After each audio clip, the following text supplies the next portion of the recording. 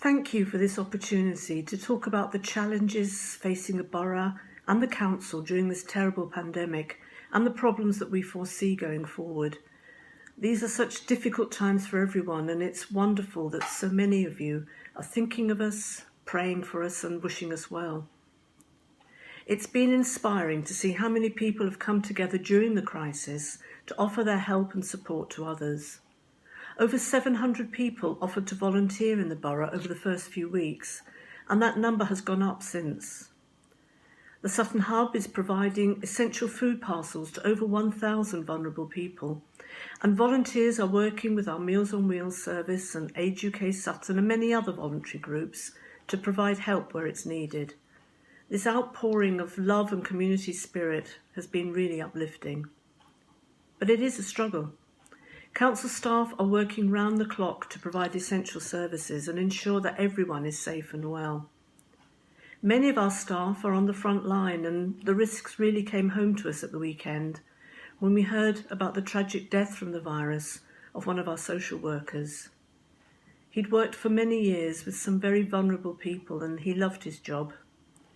He's mourned by his wife, his 3 small children, his friends and his colleagues. It's terribly sad, and we will miss him greatly. And many of our social workers and health visitors are working under very, very difficult conditions.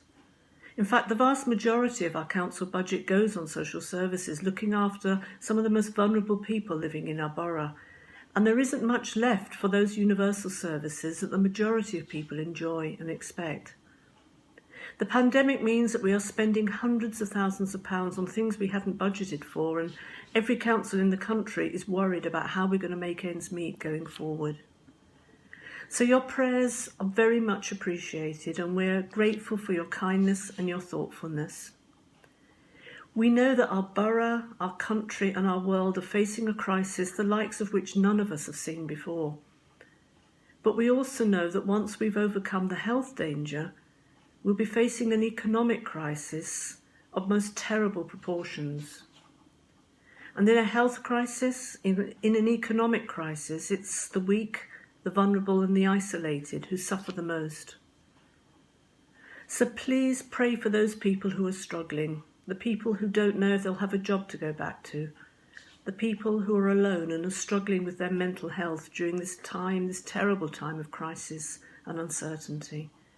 And please pray for everyone on the front line who are working so hard to keep us safe and well. Thank you.